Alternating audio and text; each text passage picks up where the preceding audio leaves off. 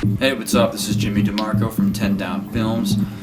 Today we're going to be talking about what you can do to get the best picture settings on your Canon DSLR, specifically the T2i 550D, but these settings can be applied to any DSLR in general, and they should give you very good results. So the first thing you're going to want to do is make sure that you have all your manual controls on. You don't want to use any auto controls because you want to be able to completely control everything that happens with your camera and control the picture to the fullest ability, and the only way to do that is through manual.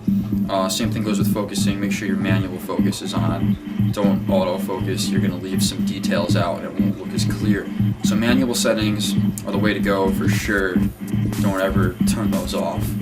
Resolution wise, you want to leave it on 1080p, which is going to give you the highest and clearest resolution, full HD. And 24 frames per second is the industry standard for film, so 1080p 24 frames a second is going to give you the best results. Your shutter speed should always be double your frame rate, so in the case of using 24 frames a second, you're going to want to have a frame rate or a shutter speed of 48. With the T2i, you're going to have to go to 50 because there is no 48, but somewhere in that range should give you really good picture. If you're shooting at 60 frames per second, you would want to have a shutter speed of 120. T2i, closest you're going to get is 125, but that's fine. So 24 frames per second, 50 shutter speed, 60 frames per second, 125 shutter speed. You want to keep your ISO as low as you possibly can. The higher you go, the more noise and grain you're going to get. Usually won't start getting a tremendous amount of grain and noise until you hit over 1600 as your ISO, so optimally you're going to want to keep your ISO lower than 1600, but always the lower you have it, the better and clearer your picture is going to be. Keeping your aperture at a lower stop is going to give you a sharper image and a shallower depth of field, which is ultimately what you would like to go for that filmic look. Keeping the background more blurred and focus on your subject more. Lower aperture is the way to go. It's a good idea to invest in a fast prime lens if you can.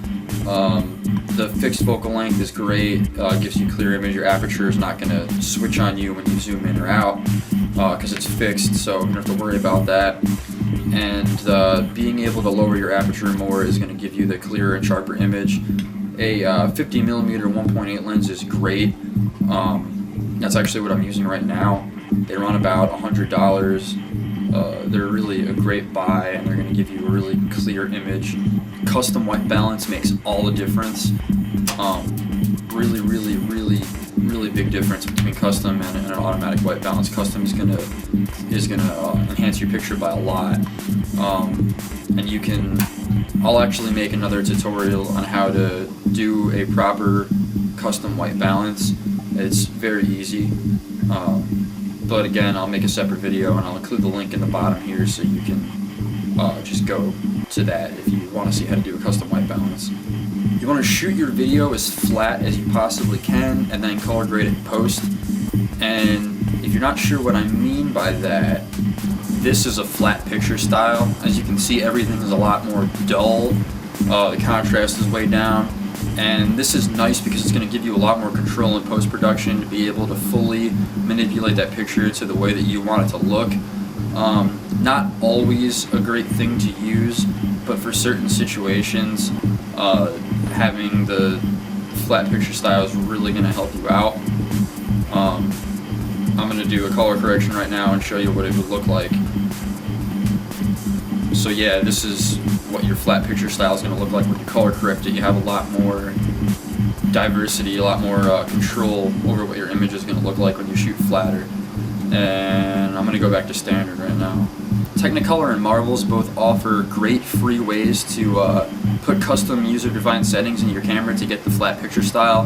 What I just used was actually Technicolor cinestyle. It's available on their website. Again, I'll post links in the description here so you can go and download those and install them on your camera. They'll tell you how to do it, and they're free, so you really can't beat that. And that's really about all you can do to get a very good picture off your camera. The rest of it is really going to be done in post-production. Color correction is a huge facet.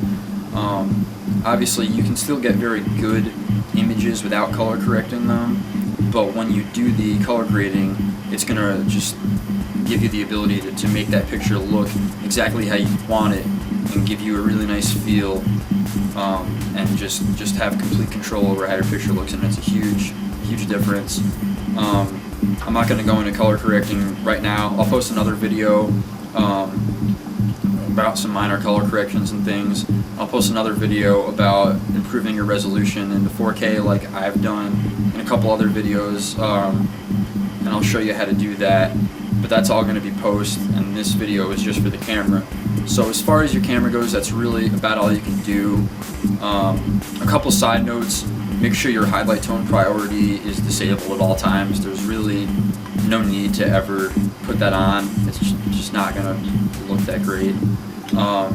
And also your automatic lighting optimizer, just keep that on standard.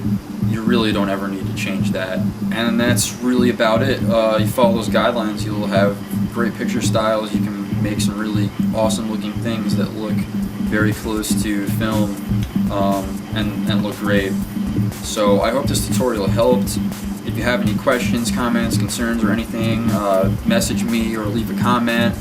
I'm very good about responding to those, and I'm more than willing to work with you and help you out. If you like these videos, be sure to subscribe to my channel. I'll be making lots more, and if you have a suggestion of something you'd like to see or learn about, just go ahead and message me or comment and tell me, and I'll be sure to get to it eventually, whether it be anything to do with the camera or post-production using any of the Adobe programs or Final Cut, or any DSLR in general, or anything. Let me know and I can help you out. I hope that this was informative and helps you really get a grasp on the picture style you want. And thanks for watching. I'll see you next time.